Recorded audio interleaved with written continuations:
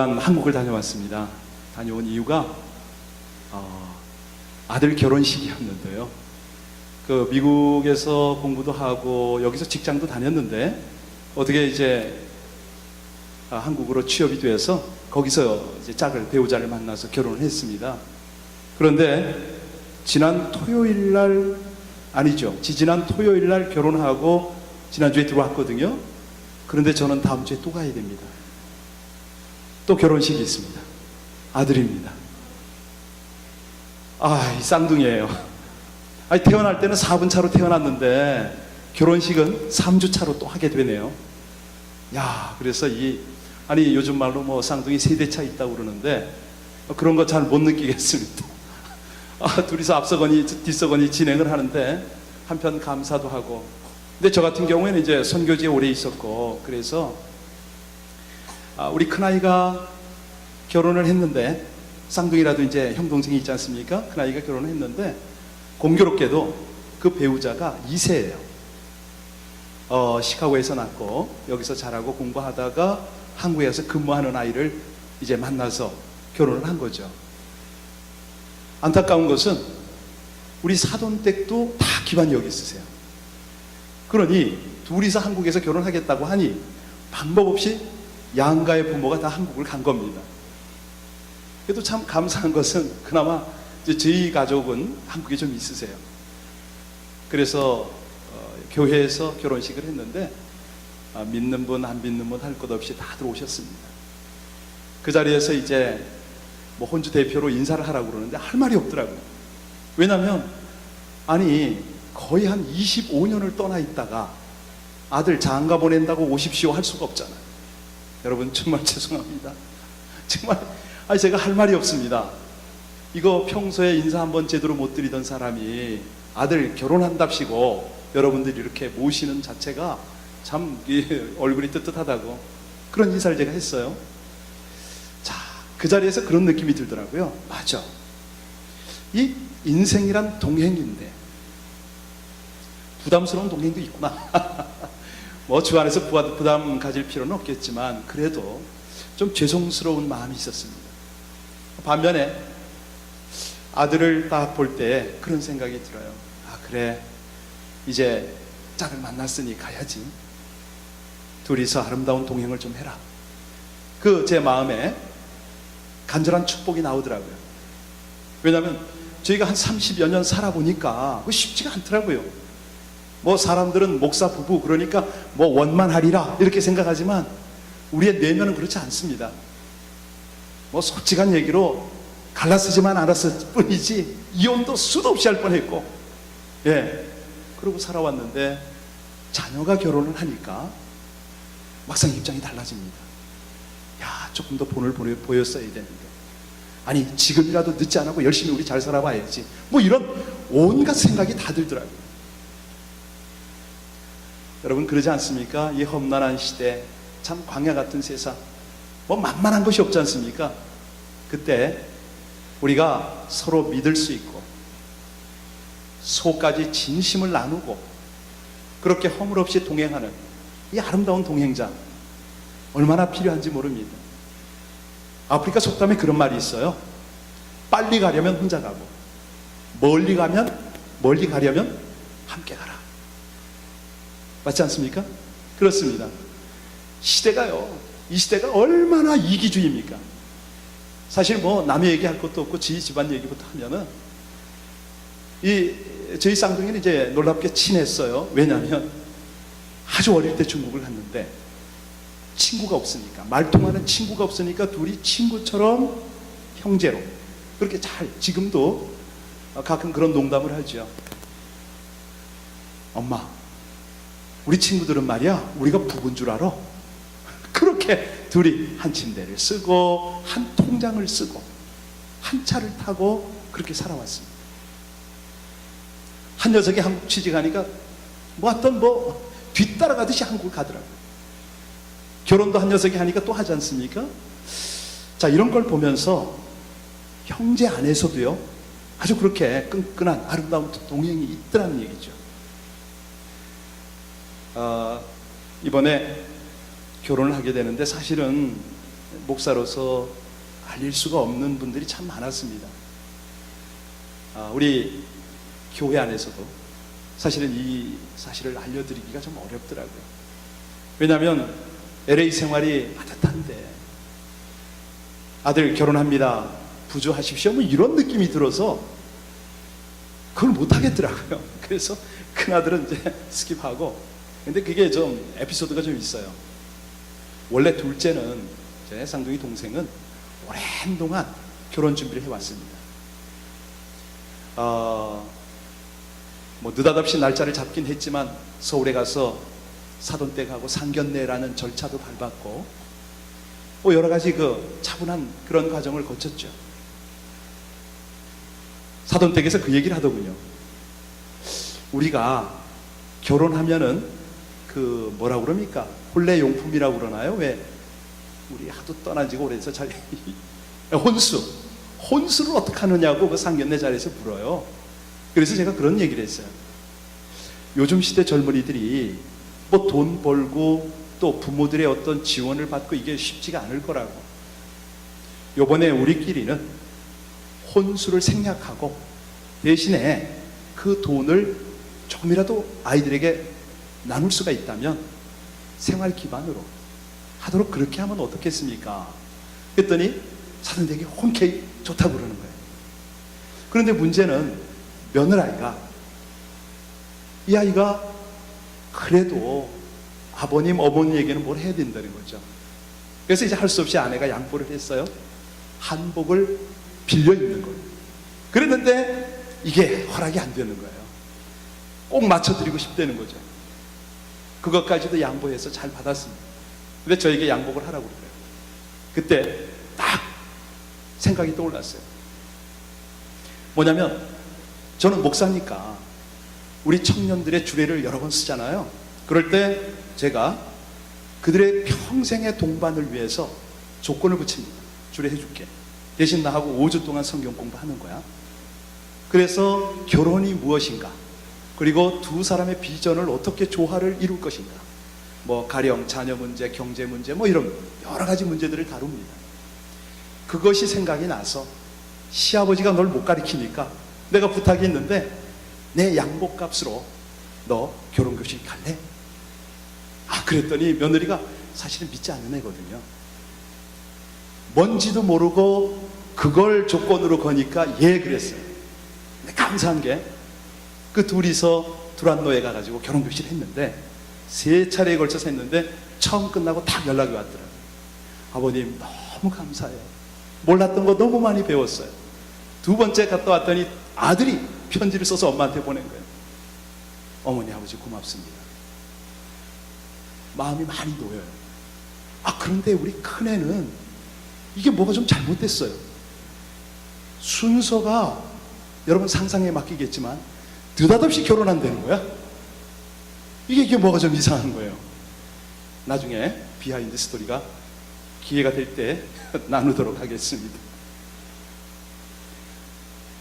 여하튼 간에 이제 이런 과정을 거치면서 갑자기 6월 13일 날 있을 결혼식에 앞서서 뭐 날짜도 제대로 확인도 못한 채로 막 가가지고 결혼식을 잘 마쳤는데 참 그것도 하나님의 은혜죠. 잘 마쳤습니다. 그리고 돌아왔는데 오늘 아침에요, 한 성도님이 저한테 카톡을 보냈더라고요. 카톡의 내용이 뭐냐면, 목사님 정말 죄송합니다, 미안합니다. 뭘 그렇게 미안할 게 있습니까? 목사님 자제분이 결혼하는데 부주를 못해서 미안하다는 표현 같아요. 제가 카톡에 뭐라고 답장을 했겠습니까? 참 감사합니다. 그 마음이 너무 귀하십니다.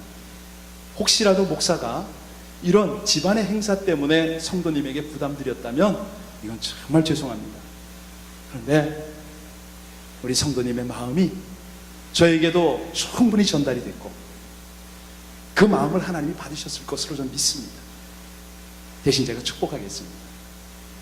여러분, 이 동행을 할 때요, 여러 가지 동행자가 있을 겁니다. 그런데 이렇게 마음으로 동행하는 동행자가 있지 않습니까? 얼마나 감사한지 몰라요.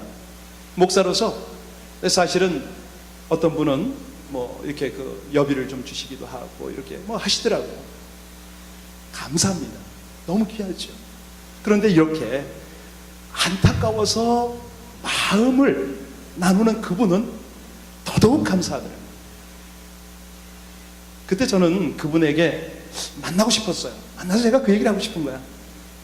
성도님, 중요한 거는요, 우리에게 아름다운 동행을 원하시는 그분을 좀 한번 생각하는 건데, 먼저 우리 성도님 스스로가 한번 동행하는 거 연습하라.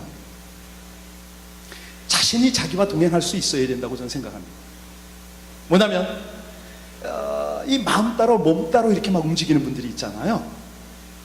자기 몸을 너무 혹사하고 자기 몸을 한번 위로 한번 못 해주고 정신 가고 몸 가고, 참 이런 걸 보면은 너무 아쉬워요. 그건 아닌데. 여러분들이 지금 한번 그렇게 한번 해보세요. 손 한번 여기 올려보세요. 가슴에다가. 그리고 여러분들의 몸을 한번 위로 한번 해주실래요? 수고 많지? 예, 괜찮니? 내가 너 인정해. 고맙다. 잘 견뎌줘서 고맙고 내 생각과 함께 갈까? 이럴 때 어떠세요? 이제 뭔가 내가 일체가 돼서 뭐 동행을 한다 이런 느낌 좀 드나요? 예, 먼저 이것이 되어야 되는 것 같아요. 저는 목사이기 때문에 여러 가지 고민하는 것들이 많겠죠. 그 중에 하나가 하나님과의 그 친밀함 때문에 고민 많이 합니다. 어떤 때는 습관적으로 기도를 할 때가 있더라고요. 어떤 때는 아주 이성적으로 설교를 준비하고 올라올 때가 있어요.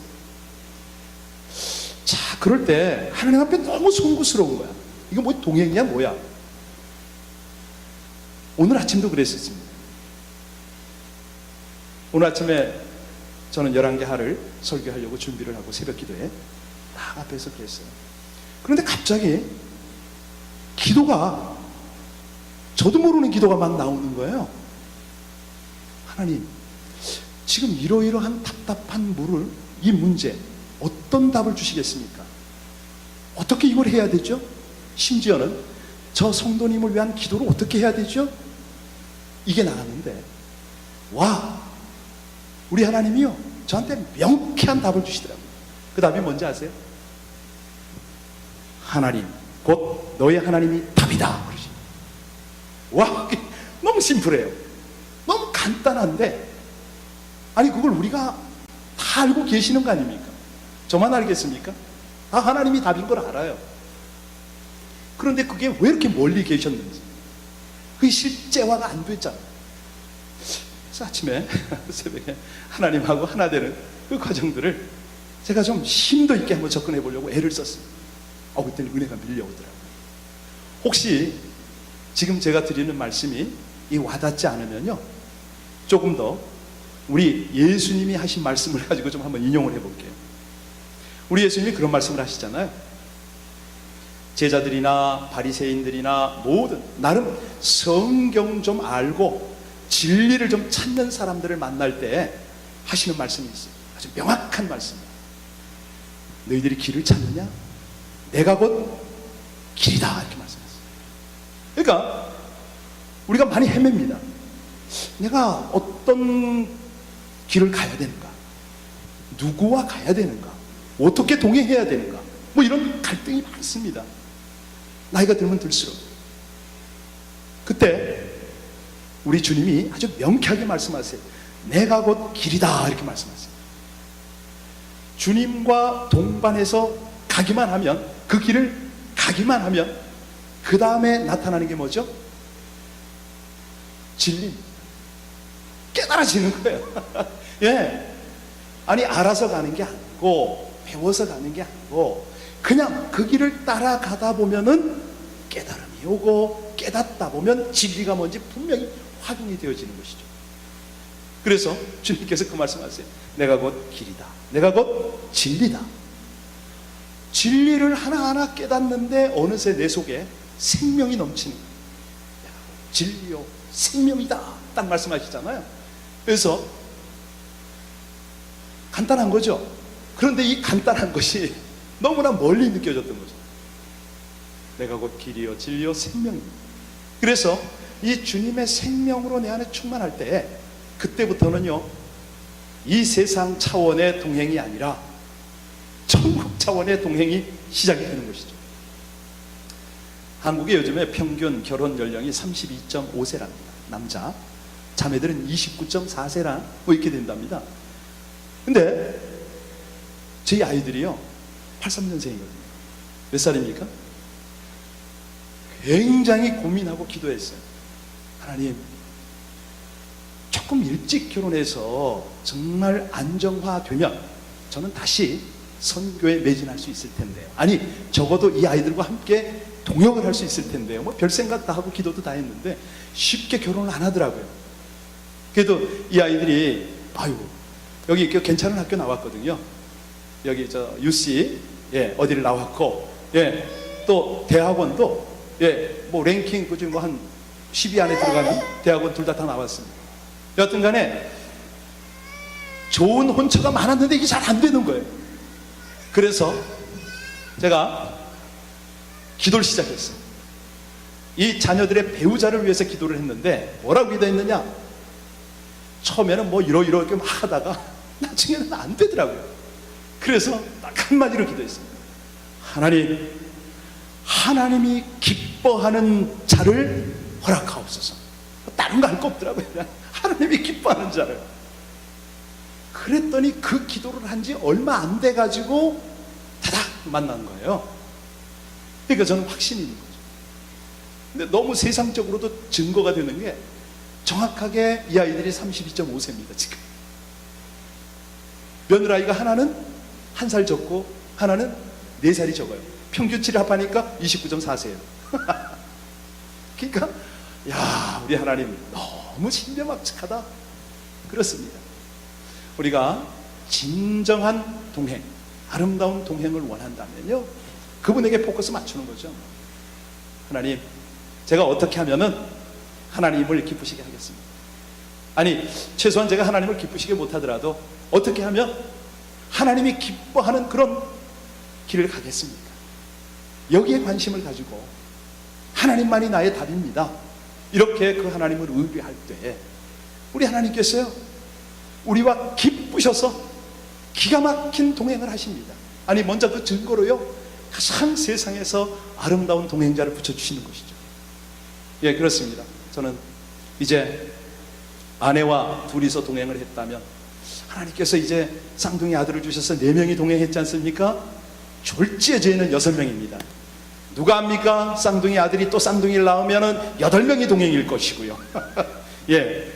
이 예언이 곧 이루어졌으면 좋겠는데, 여하튼 간에 저와 여러분이 정말 이제 이 짧은 세상인데요, 저 영원한 곳을 향하여 영원히 아름다운 동행을 하는 귀한 우리 모두가 되기를 간절히 주님의 이름으로 축복합니다. 감사합니다.